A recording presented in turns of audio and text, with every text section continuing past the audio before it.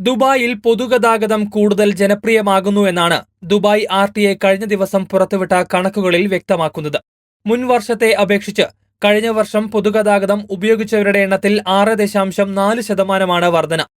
2024 metro, tram, bus, ജലഗതാഗതം, share mobility, ടാക്സികൾ എന്നിവ 74.71 കോടി പേർ ഉപയോഗിച്ചുവെന്നാണ് കണക്കുകൾ വ്യക്തമാക്കുന്നത്.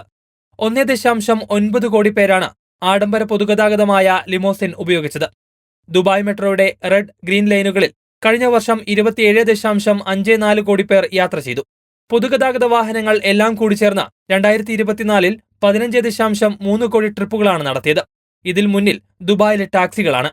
11.5 കോടിയാണ് ടാക്സികൾ ട്രിപ്പ് നടത്തിയത്. പൊതുഗതാഗതത്തിന് പ്രിയമേറിയ സാഹചര്യത്തിൽ ടാക്സികൾക്കും ബസ്സുകൾക്കും മാത്രമായുള്ള പ്രത്യേക ലൈനുകളുടെ എണ്ണം വർദ്ധിപ്പിക്കാനാണ് തീരുമാനം.